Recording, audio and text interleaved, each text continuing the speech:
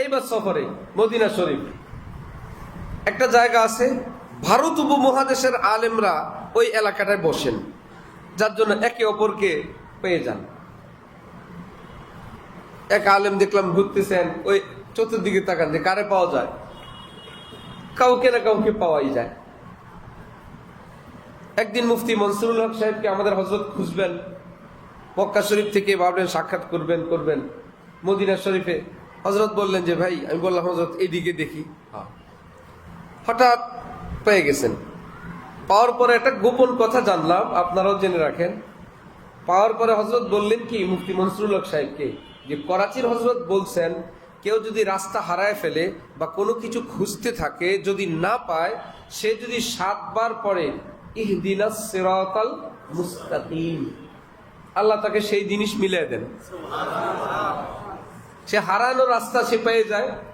হযরত বললেন কি, আমি আপনারে মনে মনে খুঁজতেছিলাম আর ইহদিনাস সিরাতাল মুস্তাকিম পড়তেছিলাম, 7 বার শেষ হইলে দেখলাম আপনি এখানে। আলহামদুলিল্লাহ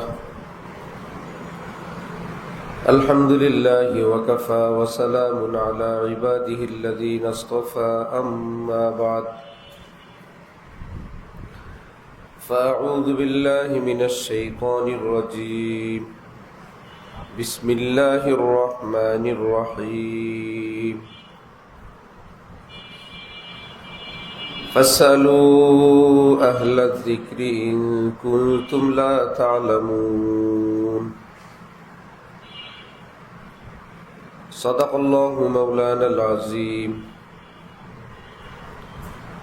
ওয়া ক্বালা রাসূলুল্লাহি সাল্লাল্লাহু তাআলা আলাইহি ওয়াসাল্লাম, আল হালালু বাইয়িন ওয়াল হারামু বাইয়িন ওয়া বাইনাহুমা মুশতাবিহাত। أو كما قال رسول الله صلى الله تعالى عليه وسلم।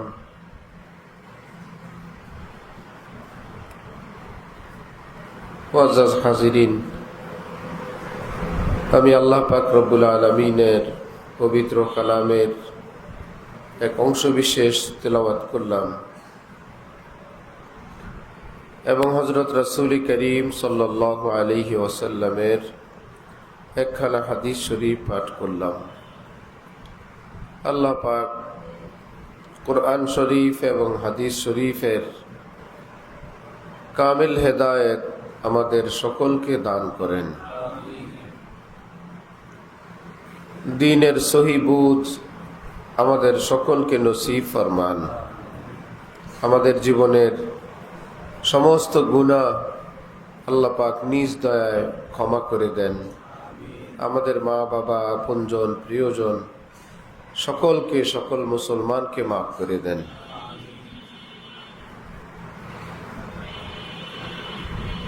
প্রতি মাসে এখানে ইসলাহি মজলিসের শিরোনামে মজলিস হয়। মূলত এই মজলিস আমাদের পরম শ্রদ্ধেয় শায়েখ হযরত ওয়ালা ঢালকানগর হযরত মাওলানা শাহ আব্দুল মতিন বিন হুসাইন সাহেব দামাত বারাকাতুহুমের আর একটু পিছনে গেলে হযরত ওয়ালা করাচি রহমতুল্লাহ আলাইহির, আর একটু পিছনে গেলে মূলত হাকিমুল উম্মত হযরত থানভী রহমতুল্লাহ আলাইহির সিলসিলার এই 3 বুজুর্গ,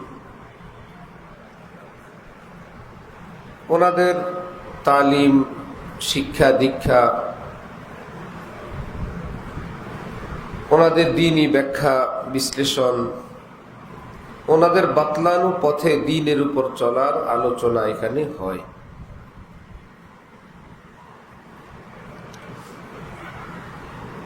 এক ব্যক্তি আমাদের হযরত ওয়ালাকে জিজ্ঞাসা করলেন, আপনার বয়ানে করাচির হযরত আর হযরত থানভীর কথা বেশি শুনি, অন্যান্য তো আলেম ওলামা বুজুর্গ আরো আছেন, ওনাদের কথা তো এই পরিমাণ শুনি না।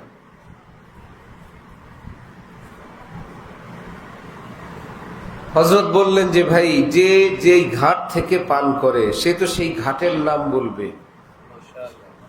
ঘাট তো আছে আরো পৃথিবীতে, কিন্তু সে যেই ঘাট থেকে নিচে সেই ঘাটের নাম কি সে বলবে না? যে যেই মায়ের দুধ পান করলো সে কি তার মায়ের কথা বলবে না? যে আমি জন্মের পরে মায়ের দুধ, সে পরেও মায়ের দুধ, 6 মাসেও মায়ের দুধ, 9 মাসেও মায়ের দুধ। এখানে কি যে এতবার মায়ের নাম বলে মহল্লার অন্যান্য মহিলাদের নাম বলার দরকার আছে? ভাই আমি পান করছি আমার মায়ের দুধ, নাম বলবো আমার মায়ের কথা।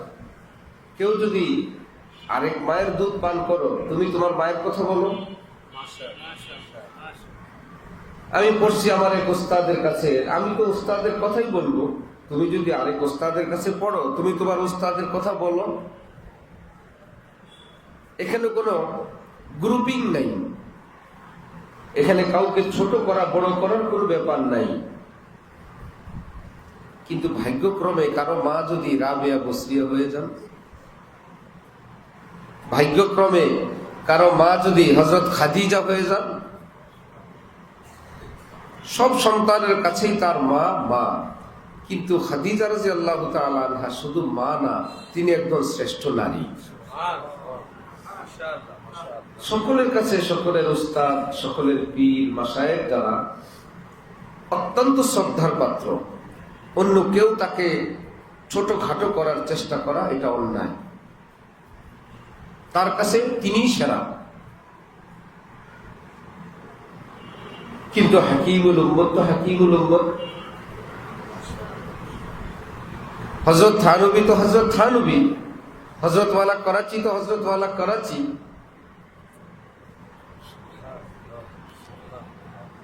বাগানে অনেক গাছ হয়, 1-2টা গাছ সবার উপরে উঠে, কি করবেন? পৃথিবীতে পাহাড় অনেক আছে, হিমালয় একটাই আছে। হিমালয় পাহাড় কি সারা দেশে, পুরা দুনিয়ায়? এখন আপনি যদি বলেন ভাই আপনি হিমালয় এত বড় করেন, আমাদের দেশে আরো তো পাহাড় আছে। ভাই আছে, সেগুলো পাহাড়, হিমালয় হিমালয়। নদী তো সারা দেশে আছে, কিন্তু সবগুলো পদ্মা মেঘনা না। পদ্মা তো পদ্মা, মেঘনা তো মেঘনা। সারা দেশের নদী সবই নদী। আউলিয়া কেরাম অনেক আছেন যারা হক, সব আউলিয়া, সব সহি, সব শুদ্ধ। কিন্তু হযরত থানবী তো হযরত থানবী, হযরত ওয়ালা করাচি তো হযরত ওয়ালা করাচি। আমাদের শায়েখ হযরত মাওলানা শাহ আব্দুল মতিন সাহেব দামাত বারাকাতুহুম কত বড় মানুষ হলে গতকাল পুরা পৃথিবীর সবচাইতে বড় আলেম শাইখুল ইসলাম আল্লামা তকি উসমানী সাহেব দামাত বারাকাতুহুম সকালে বিকালে মিলায় 3 বার ফোন দিয়েছেন। হযরত আল্লাহ রুটিনের সঙ্গে মিলে নাই। হযরত ঘুমায় ছিলেন, সকালে ধরতে পারেন নাই। পরে আবার হযরত যখন কল দিছেন, ওনার রুটিনে মিলেন নাই। তারপরে হযরত তকি উসমানী সাহেব 3 বার ফোন দিয়ে যখন পান নাই, তখন ভয়েস পাঠাইছেন যে আমি শুনলাম আপনি অসুস্থ, আপনার শরীরটা কেমন সেটা জানার জন্য আমি আপনাকে বারবার ফোন দিচ্ছি।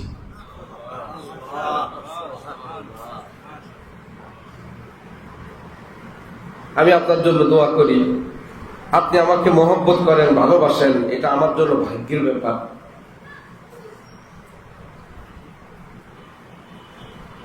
এটা কি আর সবাইকে এরকম ফোন দিয়ে খবর দিবেন?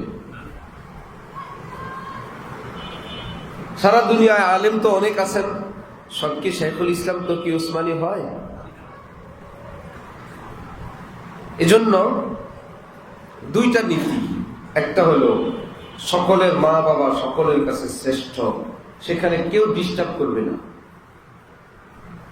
তার মা অশিক্ষিত হোক, মূর্খ হোক, বাবা অশিক্ষিত হোক, মূর্খ হোক, গ্রামের হোক, কালো হোক, মাটির ঘরের হোক, তার কাছে সেই মা বাবা সেরা। ঠিক না? এই ক্ষেত্রে কেউ তাকে ছোটখাটো করা, ওই সন্তানের নিকট অসম্মান অবজ্ঞা করা, এটা অন্যায়। সন্তান বলবে আমার মা আমার জন্য সেরা, আমার বাবা, আর এর মতো বাবা পৃথিবীতে নেই। খুব ঠিক আছে, খুব ঠিক আছে। তার বাবাই তার জন্য শ্রেষ্ঠ, তার মাই তার জন্য শ্রেষ্ঠ। এই কথা, এই ভাষা, এই অনুভূতি, এটা সহি। কিন্তু পাশাপাশি আবার আমাদের সকল বাবাদেরকে যখন আমরা এক জায়গায় জমা করব, ইনসাফের সঙ্গে এটাও খেয়াল করতে হবে যে হ্যাঁ, আমার জন্য তো আমার বাবা, কিন্তু সামগ্রিক ভাবে এই ব্যক্তি যার বাবাই হোক, তিনি জ্ঞান গরিমায়, শিক্ষা দীক্ষায়, বয়ানে, তাকওয়া, তাহারাতে, পরহেজগারিতে অনেক বড় মানুষ। এটা বিশ্বাস করতে হবে না? এত সত্ত্বেও আমার বাবা, কিন্তু বড় তিনি, শ্রদ্ধার পাত্র তিনি। ঠিক আল্লাহ পাক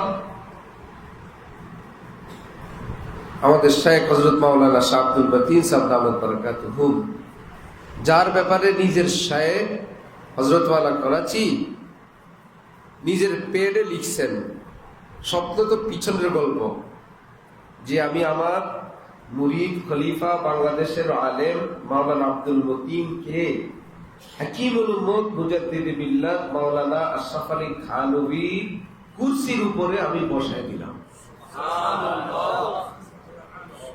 নিজের শায়েখ যদি এরকম বলেন, এবং এক পর্যায়ে হযরত ওয়ালা করাচি আমাদের হযরতকে একবার বলে বসছেন, मैंने मुझको नहीं पहचाना, मौलाना अब्दुल मतीन ने मुझे पहचाना। করাচি হযরত বলতেছিলেন, আমি আমাকে চিনি নাই, মৌলানা আব্দুল মতিন আমাকে চিনছে। এরকম মানুষ কি ঘুরি ঘুরি কাছে?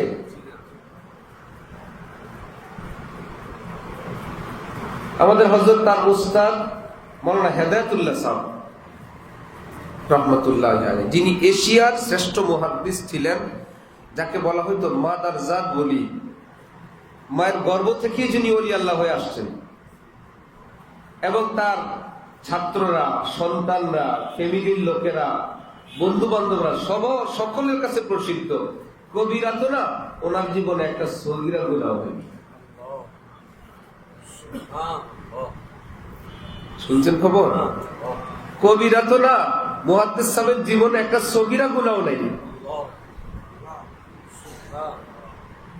ফেরেশতারা চিৎকার করতে থাকে, ফেরেশতা না হয়ে যদি এরকম একটা মানুষ হইতে পারতাম। দাম বেশি কার? ফেরেশতার না মানুষের? যদি সেরকম মানুষ, এরাই হলো সেরকম মানুষ। হযরত ওয়ালা তার এই উস্তাদকে দেখার জন্য হযরত যখন ময়মনসিংহ পড়াশোনার শেষে শিক্ষকরা হযরতকে হাদিস শরীফ পড়ানোর জন্য ময়মনসিংহ পাঠাইছেন। হযরত বলেন, ময়মনসিংহ থেকে ট্রেনে কমলাপুর, কমলাপুর থেকে রিক্সা নিয়ে যাত্রাবাড়িতে এসে দেখলাম আমার উস্তাদ হযরত মাওলানা হেদায়েতুল্লাহ সাহেব শুয়ে পড়ছেন। আমার আবার সময় নেই, দরজার ফাঁকা দিয়া একটা নজর একটু দেখছি, দেখে আবার দৌড় দিয়ে কমলাপুর, আবার রেলে উঠে আবার ময়মনসিংহ।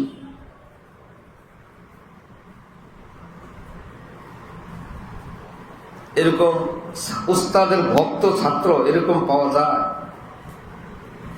শুধু এক নজর দেখার জন্য সে সোজা যে আলহামদুলিল্লাহ দেখছি, ময়মনসিংহ থেকে আসছে। সবাই কেবল শেষের অবস্থা দেখে এত বড় বিশ্বাস কেমনি হইল ভাই, পাজের গাড়ি আসলো কোত্থেকে রে ভাই, এত মুরিদ, এত ভক্ত, এত নাজ নেয়ামত, পিছনে কি গল্প? হযরত ওয়ালা করাচি যখন আসতেন এই দেশে, উনি ওনার পরিবার থেকে ছুটি নিয়ে নিতেন। আমার আর পাইবা নাই, কদিন দিন নাই রাত নাই, 24 ঘন্টা। আমরা তো দেখছি ব্যাগ একটা কান্দে নিয়ে, নাইটির ব্যাগ কান্দে, ব্যাগ একটা কান্দে আছে। করাচির হযরত যেখানে আছেন সেখানে আছেন।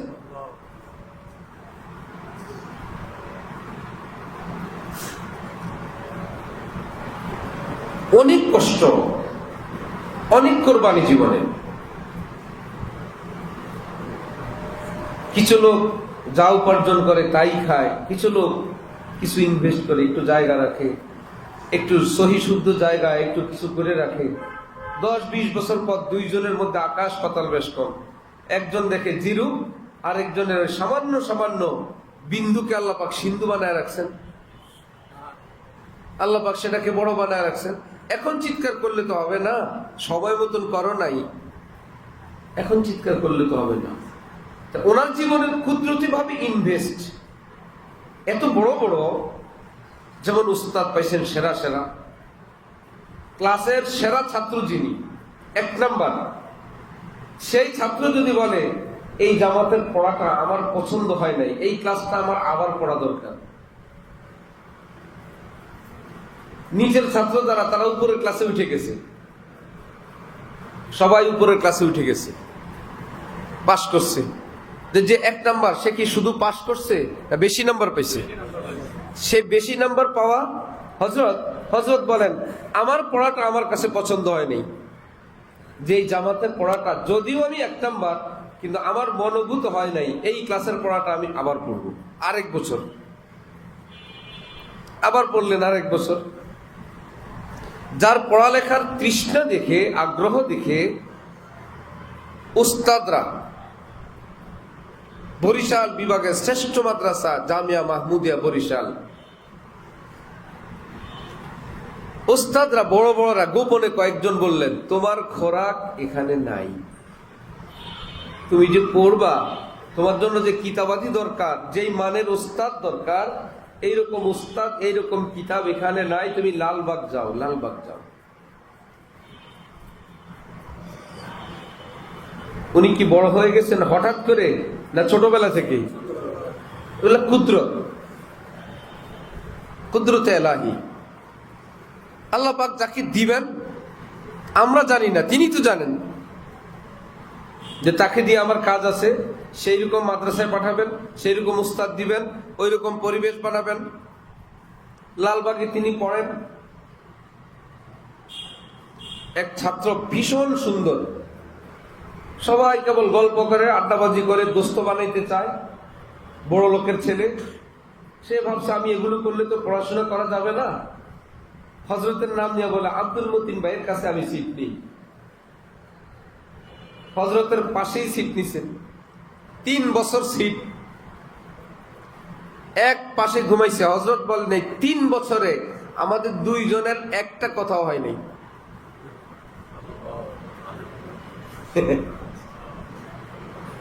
সে তার মতো, আমি আমার মতো।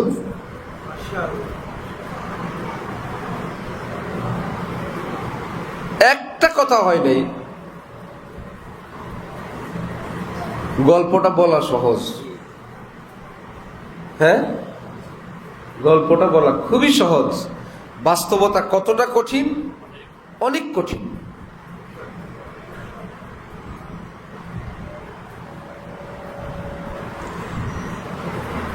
যেই ছাত্রকে উস্তাদ পড়াইছেন কাফিয়া, কওমি জগতের একটা কঠিন কিতাব, 7-8 স্তরের, সেই কাফিয়ার উস্তাদ হাটহাজারীর হাফেজ কাসেম সাহেব রহমতুল্লাহ আলের সাথী, হাটহাজারীর নাম করা আলেম, ছাত্র জমানার, কখনো 1 নম্বর উনি, কখনো 1 নম্বর উনি, বড় আলেম, এখনো জীবিত। সেই ওস্তাদ এসে নিজের ওই ছাত্র যাকে কাফিয়া পড়াইছেন নিজের রুমে রেখে সেই ছাত্রের কাছে বায়াত হওয়া, মুরিদ হওয়া। বুড়া ওস্তাদ নিজের ছাত্রের কাছে আসতে মুরিদ হইতে। সব গল্পের পর যখন হযরত মুরিদ করবেন না, ভাগাইয়াই দিবেন। ওস্তাদ বলে কি, বাবা যদি স্বর্ণ কিনবে, বাজারে অনেক স্বর্ণের দোকান আছে, নিজের ছেলেরও একটা দোকান আছে, বাবা কি অন্যের দোকান থেকে কিনবে না নিজের ছেলের দোকান থেকে? আপনি আমাকে বলেন, অন্য পীর বুজুর্গদের কাছে যাইতে, অন্য আল্লাহ ওয়ালাদের কাছে যাইতে, যারা আল্লাহর মোহাব্বত বিতরণ করে, আপনিও তো বিতরণ করেন। আমার আল্লাহর মোহাব্বত দরকার, আমি আরেক দোকান থেকে নিব, আমি আমার ছেলের দোকান থেকে নিব। আপনি আমাকে মাহরুম করবেন না। রাত গভীরে হযরত মুরিদ করলেন।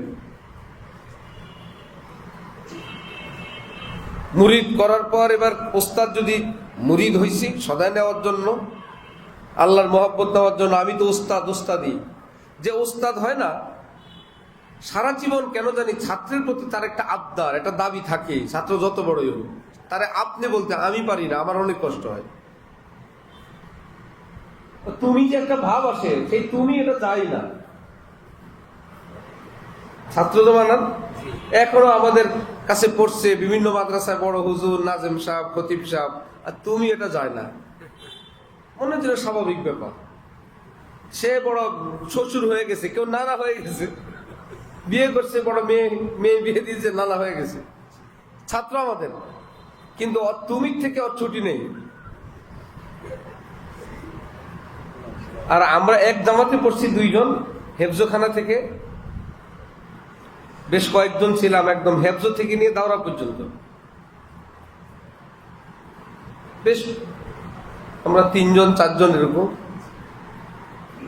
তার মধ্যে একজন সবার সঙ্গে সম্পর্ক তুইটাই, এক জামাতের হেফজোখানা থেকে দাওরা পর্যন্ত তুইটাই। দাওরার পরে সে বিয়ে করছে আমার বোন, ছোট বোন। এখন আমি তার বড় ভাই না, অনেক কষ্টে, অনেক দিন কষ্ট করে আমার একটু আপনি আপনি বলে, কিন্তু আমি আজ পর্যন্ত পারি নাই তুই ছাড়তে। আমার আম্মা বলে এখনো তুই বলো, বেচারার মেয়ে বিয়ে দিবে, এখন তো দিয়েই দিছে। ওই তুই থেকে তার কোনো ছুটি নেই। সম্পর্ক ঘনিষ্ঠতা যখন এমন হয়, ওই তুইটাই সবচেয়ে মহব্বতের। এরা আপনি বললে সেও বিরক্ত হবে, আমিও, আমার কাছে মনে হবে যে এটা নতুন একটা কিছু। যেখানে ছাত্রের প্রতি তুমি তুই এরকম একটা হক থাকে, সেই ছাত্রকে হযরত বলা অত সহজ। আপনি আসে না মুখ দিয়ে। প্রাইমারি ছাত্র, যে ছাত্ররা প্রাইমারি স্কুলে পড়ে এখন সচিব, ডিসি, শিক্ষকদের কাছে গেলে তুমি করে ডাকে, কি আব্দুর রহমান তুমি এখন কোন মন্ত্রণালয়ে আছো, বলে না? তো কোথায় আছো, কোন বিভাগে আছো? চা তুমি এখন ঢাকা বিশ্ববিদ্যালয়ের শিক্ষক হয়েছ, বলে না? ওই বেটা এখনো প্রাইমারিতে, সে চলে গেছে ঢাকা বিশ্ববিদ্যালয় না, তুমি মঙ্গল গ্রহ যাও। মঙ্গল গ্রহের থেকেও যদি আসো, তুমি থেকে তোমার ছুটি নেই, সন্তানের মতো। সেই ওস্তাদ যদি নিজের এইরকম ছাত্রকে মুরিদ হয়ে এখন বলেন হযরত ওয়ালা, হযরত,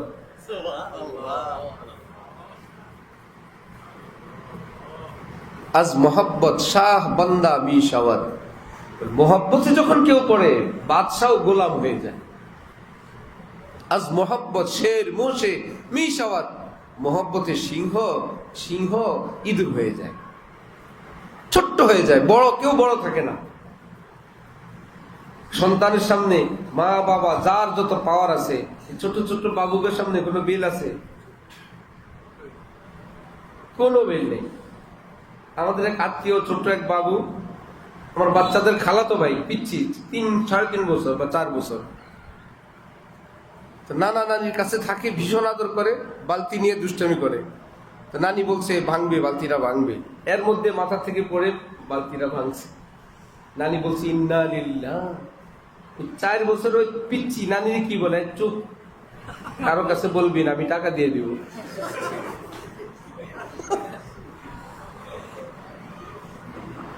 কারো কাছে বলবি না, আমি তোর বালতি।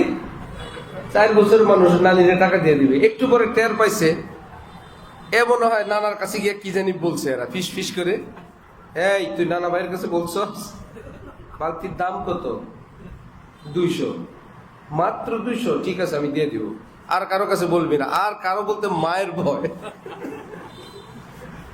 কিন্তু এই যে নানিরে তুই বলে, নানারে তুই বলে, এটা কি বেয়াদবি করে না আদরের ত্রুটি? ভীষণ আদরের ত্রুটি। কই গেল হুজুরগিরি, কই গেল পীর সাহেব, কোথায় প্রিন্সিপাল?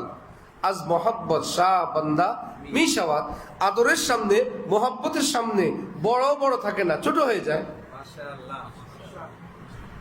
রাত গভীর, সিঁড়িতে দেখলাম এক ভদ্রলোক নামে, কোথায় যান ভাই? ভাই বলেন না, বাচ্চা এই রাত্রে সে বিরিয়ানি খাবি। এ বিরিয়ানি পাবো কই? এখন যাই মিল বেড়াক যাই ভাই, দেখি বিরিয়ানি পাওয়া যায় কিনা। সে বলতে পারে নাই, পিচ্ছি তুই কত ছোট, আমি কত বড়। মোহাব্বতের কারণে ওই বাবা ছোট হয়ে গেছে,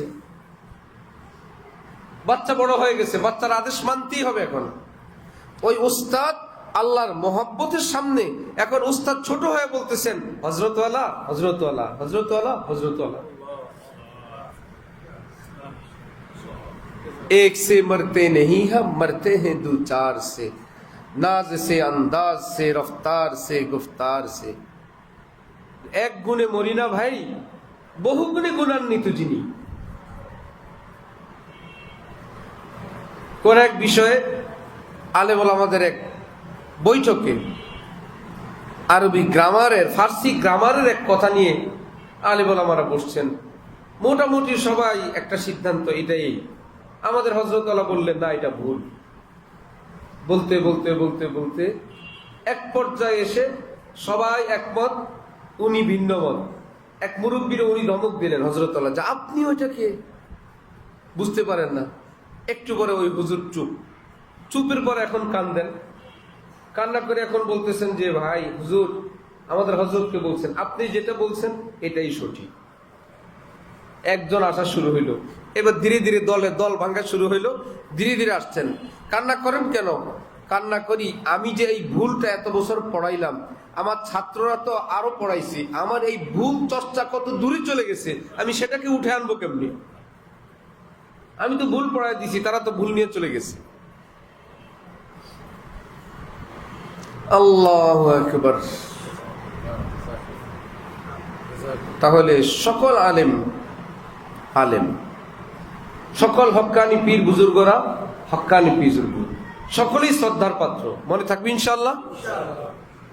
কিন্তু আল্লাহ পাক কাউকে যদি শ্রেষ্ঠ আলিম দিয়ে দেন, তাকে পাইকারি এরকম মনে না করা যে ভাই আলেম আলেম আলেম আলেম, সব পাহাড়ি পাহাড় না। হিমালয়কে আপনার বড় ভাবতে হবে, আপনি পদ্মাকে গভীর ভাবতে হবে, আপনি আটলান্টিক মহাসাগরকে বিশাল বড় ভাবতে হবে। সাগরে সাগরে আপনার নাম দিলে হবে না। আল্লাহ পাক আমাদের দেশে দিচ্ছেন এত বড় নেয়ামত। পুরা পৃথিবীতে হযরতওয়ালা করাচির বিশেষ নজর ছিল বাংলাদেশের উপর, এবং বলতেন বাংলাদেশি আহবাবরা বেশি মহব্বত করে, তারা বেশি মহব্বতওয়ালা মানুষ, যার জন্য হযরতওয়ালার দৃষ্টিও ছিল বাংলাদেশের উপরে। একবার ধূপখোলায় হযরত আসছেন, করাচি হযরত। এই উপলক্ষে হযরতের খোলাফায়ে কেরাম, দেশ বিদেশের অনেক বুজুর্গরা আসছেন। আমাদের হযরত তো আসেনি। তা আমি আমার শায়েখ আমাদের হযরতওয়ালাকে একটা চিঠি লিখলাম যে এত আল্লাহওয়ালা বুজুর্গানি দিন এখানে, এত কিছুর মধ্যে আপনাকে আমার সবচেয়ে বেশি ভালো লাগে, বেশি মহব্বত লাগে। উর্দুতে লেখা ওই চিঠি। হযরতওয়ালা এই চিঠি নিয়ে দৌড়ে চলে গেছেন করাচি হযরতের খাদেম আওলাদে রসুল সৈয়দ ইশরত জামিল মীর সাহেবের কাছে, যে ভাই দেখেন কি চিঠি লিখছে আমার এক দোস্ত। মীর সাহেব ওই চিঠি পড়ছেন, পড়ে যেটা বলছেন যে যেহেতু আপনি আপনার শায়েখকে পৃথিবীর সবচেয়ে বেশি ভালোবাসেন, আল্লাহ পাক আপনার জন্য এরকম আহবাব মিলিয়ে দিয়ে দিচ্ছেন। এটাই নিয়ম, এটাই পদ্ধতি।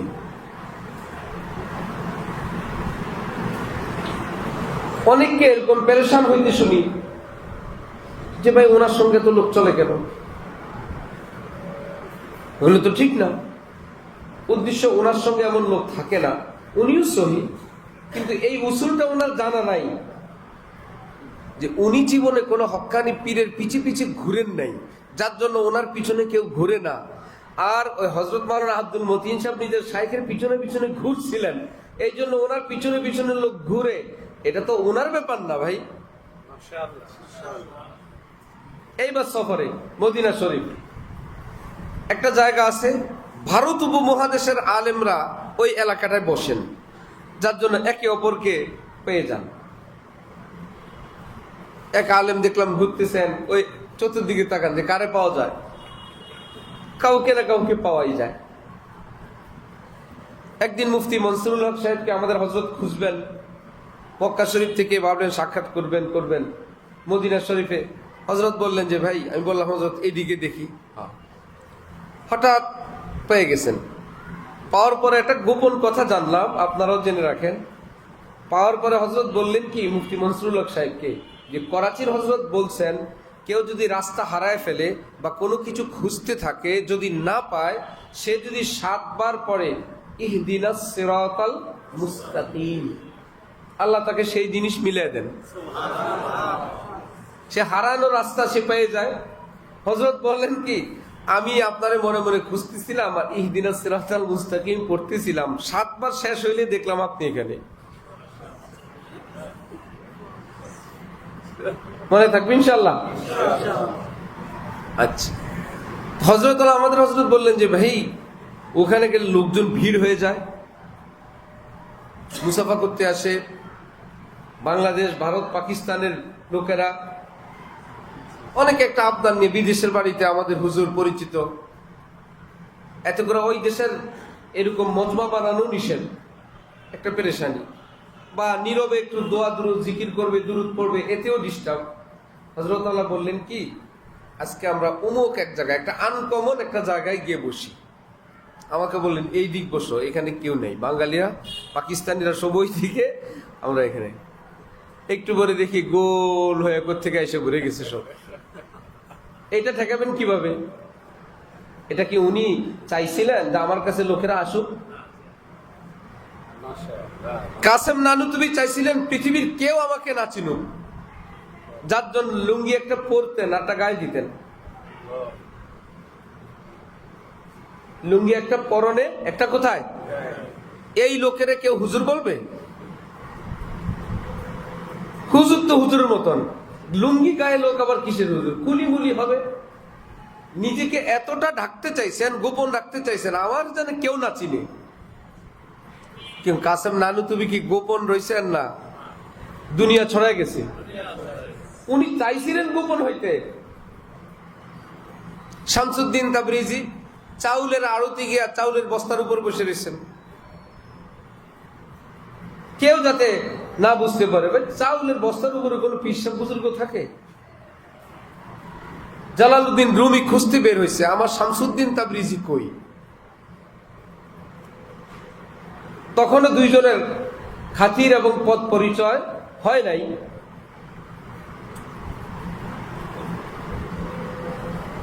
দু একজন মহিলা শ্রোতা থাকলেও ভালো। বসো বসো বড়ি বসো। তো শামসুদ্দিন তাবরিজিকে খুঁজতে খুঁজতে গিয়ে পাইলেন চাউলের মন্ডিতে, চাউলের বাজারে। গিয়েই তো উনি বলছেন, হ্যাঁ আমি তো আপনার এই খুঁজি। শামসুদ্দিন তাবরিজি বললেন, আপনি কারে খোঁজেন? ভুলে আমার কাছে আসছেন। নিজেকে কি প্রকাশ করতে চাইছিলেন না গোপন করতে? এতটা গোপন যে আপনি ভুলে আসছেন আমার কাছে। হযরত থানবীকে লোকেরা বলতেন, আপকে পাস ইতনে লোক কিউ আতে হ্যাঁ? এত লোক আপনার কাছে কেন আসে? হযরত থানবী বলতেন, मैं भी हैरान हूं क्यों आते हैं।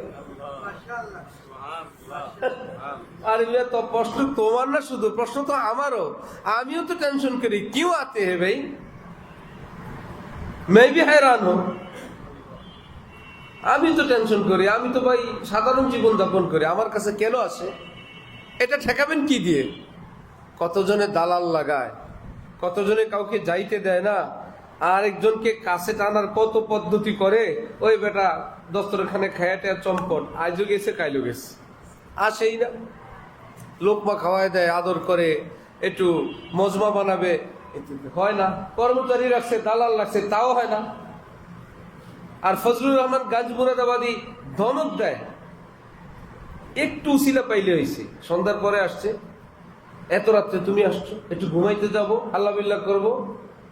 রাত্রে কোনো আসার টাইম হইলো, আর কোনো আসমান জমিনের কোনো বিপদ ছিল না তোর জন্য? বাঘ ভাল্লুক নাই রাস্তায়, তোরে খাইতে পারলো না? এমন কথা বলেন, কেউ যাতে ভয়ও না আসে, তারপরও ভিড়। কি মুশকিল। খাদেমরা বললেন, হযরত সারাদিন সুন্নতের তালিম করেন, রাতের বেলা মানুষকে যে বদদোয়া দেন, লানত দেন, এটা আবার কোন সুন্নত? বাগে খাক, বিপদ আসুক, গজব পড়ুক, পরে আন্দর কি জিসে নেই উপর কি জিসে করতা হো, মনের থেকে করি না, মুখে মুখে বলি। আল্লাহর সঙ্গে আমি বলিয়ে দেখছি, যারে যা বলবো উল্টাটা কবুল করবেন। আল্লাহর সঙ্গে চুক্তি আছে আমার, কি বলবো আর কি লিখবেন আমি আগেই বলে রাখছি। যারে বলবো বাঘ ভাল্লুকে খাওয়ার জন্য, আল্লাহ এর জন্য লিখবে আল্লাহ, আল্লাহ এর জন্য বাঘ ভাল্লুকে না খায়। যারে বলবো মরার জন্য, তার হায়াতে বরকত দিয়ে দিবে। খাদেমরা বলল, এই উল্টা দোয়া করার প্রয়োজন কি? আপনি বাও দোয়া করেন। বললো, উল্টা করি, তাতেই ভিড়। আমি একটু নীরবে আল্লাহকে ডাকবো, সেটা পারি না। বাও দোয়া করলে এরা আমারে তো আল্লাহরে ডাকতে দিবে না ভাই, আমি তো একা থাকতে চাই। খাজা সাহেব বলতেন, মুঝে দোস্ত ছোড় দে সব, কোই মেহেরবানা পুছে। আমার বন্ধু বান্ধব আড্ডা দেনেওয়ালার একদম সব যাও তো তোমরা, একদিকে যাও। কোন কোন দয়াল আমাকে জিজ্ঞাসা করা লাগবে না, কেমন আছেন, ভালো আছেন, ইত্যাদি ইত্যাদি, কেউ কিছু জিজ্ঞাসা করা লাগবে না। মুঝে মেরা রব है কাফি, মুঝে কুল জাহান না পুছে। আমার আল্লাহ তো আমার যথেষ্ট, আমার কেউ জিজ্ঞাসা করা লাগবে না। সব রোজ मैं हूं मजजूब और याद अपने रब की, ওয়া দিন এবং রাতে আমি আল্লাহর প্রেমে মগ্ন থাকবো। মুঝে কই হা না পুছে, মুঝে কই হা না পুছে। কেউ আমাকে হো হা জিজ্ঞাসা করা লাগবে না। কত মজা হবে, কেউ থাকবে না, আমি থাকবো, আমার আল্লাহ থাকবেন। তার কাছে গিয়ে ভিড় করলে এটা কি তার চেষ্টা প্রচেষ্টা না আল্লাহর দান? আল্লাহর দান। ওনার পিছনে এত লোক কেন? আপনি দৌড়ান ওনার পিছন থেকে, দৌড়াইলে দেখবেন আরো যায়।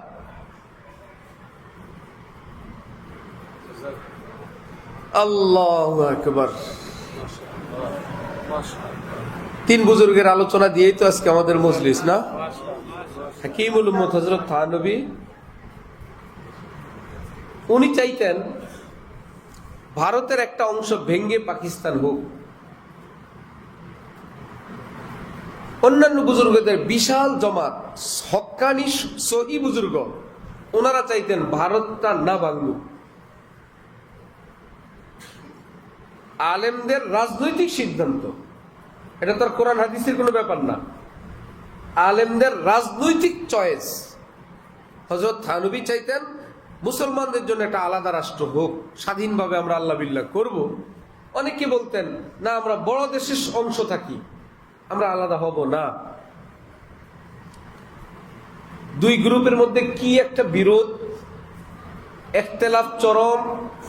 এর মধ্যে হযরত থানবীর বিরোধী জোট, সেই জোটের লিডারদের একজনকে কেউ জিজ্ঞাসা করলো যে আপনাদের বিরোধী গ্রুপের লিডার মাওলানা আশরাফ আলী থানবী নাকি মুজাদ্দিদ,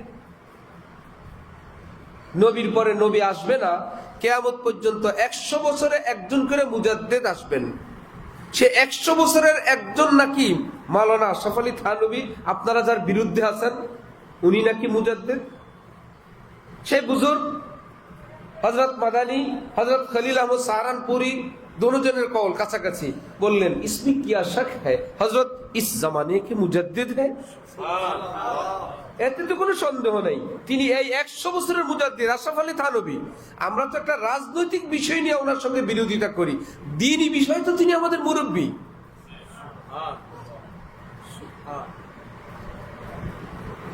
আরো অনেক গল্প। এই জন্য আমরা আল্লাহ পাকের কাছে হাজার হাজার কোটি বার শুকর আদায় করি, আল্লাহ আমাদেরকে সে হাকিমুল উম্মতের সিলসিলার সন্ধান এবং মোহাব্বত দান করছেন। হাকিমুল উম্মতের সিলসিলার একদম সহজ সংস্কার, পুরা সার নির্যাস যিনি আবার দিলেন হযরতওয়ালা করাচি, সবটাকে একত্রিত করে ট্যাবলেটের মতো বানায় দিয়েছেন। পুরা দ্বীন ইসলামকে হযরত থানবী তিনি পেশ করছেন, সেটাকে আবার সংক্ষেপ করে হযরতওয়ালা করাচি আরো সহজ করে, আরো মজাদার করে। আর সেই দৌলতকে আল্লাহ পাক আমাদের হযরত মাওলানা শাহ আব্দুল মতিন সাহেব দামাত বারাকাতুহুম, আল্লাহ পাক হযরতের মধ্যে দিয়েছেন অনেক কারামত, অনেক। হযরত থানবীর এক খলিফাকে একজন বলছে, আপনার কাছে হযরত থানবীর কোন বরকত, কোন স্মৃতি কি নাই? বলে স্মৃতি কি খুঁজবা, আমি নিজেই তো হযরত থানবীর স্মৃতি, আমি নিজেই তো হযরত থানবীর বরকত। আল্লাহু আকবার। শুনতে শোনা যায়, আজকে তো কোনো বয়ান হইল না, কেমন? কিন্তু যদি বিবেচনা করি তাহলে অনেক ঝামেলা থেকে মুক্ত হওয়ার একটা বয়ান হয়েছে, অনেক ধরনের। কারণ এখন অনেক ঝামেলা, অনেক ফতুয়া, অনেক মাসাইল, ঠিক না? যে বড় হয় তার চেয়ার বড় হয়, তার দস্তখতের পাওয়ারও কি হয়, বড় হয়। সে বড়টা যদি চিনে ফেলি তাহলে আমার আর কার দস্তখত আর কার চেয়ারটা বড় হবে এটা চিনতে ভুল হবে না, মানতেও ভুল হবে না। তাহলে সবাইকে শ্রদ্ধা করব আর মনে করব বড় তো উনি এমবিবিএস ডাক্তার, ডাক্তার সাহেব, সহযোগী অধ্যাপক, সহকারী অধ্যাপক, আর ফুল অধ্যাপক, সিনিয়র অধ্যাপক, এফসিপিএস, এফআরসিএস, বড় একজন আমি যদি চিনে ফেলি, তাহলে যদি ডাক্তারে কোনো টক্কর হয়, যদি একজন অভিজ্ঞ ডাক্তার, যেই ডাক্তারের সামনে অন্য ডাক্তাররা শিষ্য বনে থাকে, তিনি যেটা বলবেন এটা বড় কথা, এটা চূড়ান্ত কথা। হ্যাঁ, মহল্লার ডাক্তার, তিনি সাধ্য মতো বলছেন, তিনি শত্রু না, তিনি হাজার মানুষের চিকিৎসা করেন, তিনি যতটুকু বুঝেন এ ব্যাপারে। কিন্তু স্যার এর বিপরীত বলে দিচ্ছেন, হ্যাঁ ছোট ডাক্তারকে আমি সম্মান করব, কিন্তু মানবো বড় স্যারের কথা, যেহেতু তিনি বড় ডাক্তার।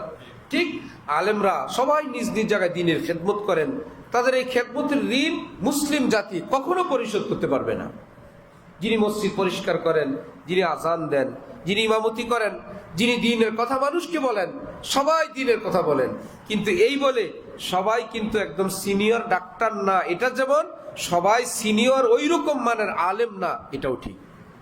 তা আমরা যে ওই জায়গাটা নির্ধারণ করে ফেলি যে তাহলে সর্বশ্রেষ্ঠ কারা কারা, এবার আমাকে হাজার ঝামেলার মধ্যে বড়দের খুঁজবো আমি, তাহলে ইনাদের অবস্থানটা কি, এই ক্ষেত্রে করণীয় কি, উনি কোথায় আছেন, উনি কি করবেন, ওনার ফতোয়া কি, ওনার মাসআলা কি, ওনার সিদ্ধান্ত কি, যদি এটা জেনে যাই, তাহলে আমি হাজার জনের হাজার কথা থেকে আমি বেঁচে যাব। যে ভাই আমি তো অমুক হুজুরের, আমি তো অমুক হজরতের ফতোয়া অনুযায়ী চলি, আমি তো আর অন্যটা শুনবো না। এটার পক্ষে একটা দলিল শুনেন। নবীজি দুনিয়া থেকে বিদায় নেওয়ার পর কোনো অনলাইন নাই, ইন্টারনেট নাই, কোরআন শরীফ এক জায়গায় নাই। নবীজি দুনিয়া থেকে যাওয়ার পর কোরআন শরীফ কিরকম বাধাই করা ছিল, ছড়ানো ছিটানো, এক একজনের কাছে কিছু কিছু, 30 পারাও এক জায়গায় নাই। ওমর কাছে কিছু, এখানে পাথরে কিছু, ওখানে চামড়ায় কিছু, সেখানে হাড্ডিতে কিছু। হাদিস বুখারী শরীফ, তিরমিজি শরীফ কিছু আছে। সাহাবীদের কাছে যার কাছে যে হাদিস আছে, নবীজি ছিল সবটার মূল, তিনি যা বলবেন শরীয়ত। এখন তো তিনি নাই। এখন কি সাহাবারা কেমনে চলতেন, এক এক এলাকায় এক এক সাহাবীকে মেনে মেনে ওনারা চলতেন। মক্কা শরীফে কেউ, মদিনায় কেউ, ইরাকে কেউ, কুফায় কেউ, বাগদাদে কেউ, ইরানে কেউ, যেখানে যেই সাহাবী আছেন তাদের মধ্যে সিনিয়র যিনি, তাকে তারা মেনে চলতেন। ঘটনাক্রমে এক এলাকার লোকেরা একটা মাসালা বলল, যাদেরকে বলল তারা অন্য এলাকার, তারা বলে আমাদের হুজুর তো অন্য মাসালা বলেন, তোমরা আবার এটা বললা, ঠিক আছে আমরা তো হযরত আব্দুল্লাহ ইবনে মাসউদের অনুসারী, আমরা হুজুরের কাছে গিয়ে হুজুর যেটা বলেন আমরা সেটাই মানবো, তোমরা তোমাদেরটা মানো। আমাদের আব্দুল্লাহ ইবনে মাসউদ হইলেন আমাদের বড় হুজুর, কেউ বলেন আমাদের ইবনে ওমর হইলেন বড় হুজুর, কেউ বলেন আমাদের আব্দুল্লাহ ইবনে আব্বাস হইলেন বড় হুজুর। মারামারি নাই, যে যাকে মানো মানো। তা আপনি যদি বড় হুজুরটা চিনে ফেলেন, তাহলে আপনি বলতে পারবেন ভাই যে যা করো করো, আমার বড় হুজুর তো মুখ হযরত, তিনি যা বলবেন আমি তাই করব। মাশাআল্লাহ, মাশাআল্লাহ, টক্কর নাই। হ্যাঁ, যে আরেক হযরতের ভক্ত, সে হযরতের অনুসরণ করেন। মাগরিবের পর পর, রোজার দিনে মাগরিবের আজানের পর পর নামাজ উত্তম না একটু ইফতার করে ভালো করে পরে নামাজ পড়া উত্তম? আলেমদের দুই গ্রুপ। মারামারি করবেন, যাকে ভালো লাগে ওই গ্রুপে গিয়ে নামাজ পড়েন। ভাই আগে নামাজটা সেরে নেই, ভাই একটা খেজুর খেয়ে মসজিদে গিয়ে বসে আছে, ভালো আলেম, ভাই মাগরিবের নামাজ আগে আগে পড়া ভালো, উনি ওটার উপরে আছেন। ভাই যার যার হযরত ভালো লাগে, আপনি খেজুর খেয়ে মসজিদে গিয়ে ওনারা নিয়ে জামাত করেন।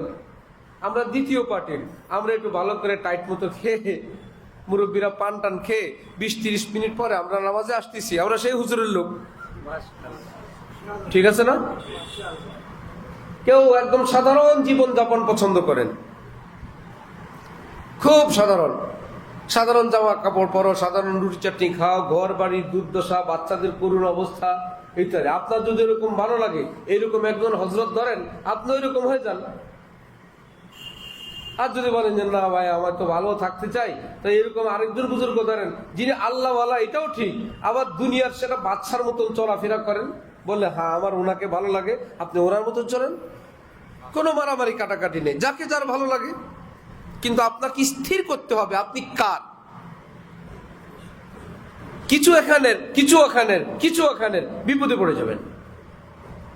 এই জন্যই তো মাযহাব কয়টা মানতে হবে, কয়টা কি 50% না 100%?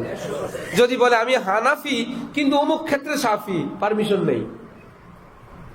আমি হানাফি অমুক ক্ষেত্রে আমি মালিকি, জি না, হানাফি তো হানাফি, মনে পছন্দ হোক আর না হোক, যেহেতু হানাফি সবই হানাফি, যেহেতু আপনি হানাফি মাযহাবের অনুসারী, ঠিক, মাযহাব সব সহি, আমরা হানাফি। আলেম ওলামা হক্কানি পীর বুজুর্গ অনেক আছেন, কিন্তু আমি কার অনুসারী, কোন হক্কানি আল্লাহওয়ালার অনুসারী, আল্লাহ দেওয়ানার, এটা স্থির করার পর ভাই আপনারা আপনাদের মতন, আমি তো আমার হযরতের মতন, এটা যদি ঠিক হয়ে যায় অসংখ্য ফিতনা থেকে বেঁচে যাবেন। আল্লাহ আমাদেরকে, আপনাদেরকে, আমাদের সবাইকে তৌফিক দান করেন। ওয়া আখিরু দাওয়ানা আলহামদুলিল্লাহি রাব্বিল আলামিন।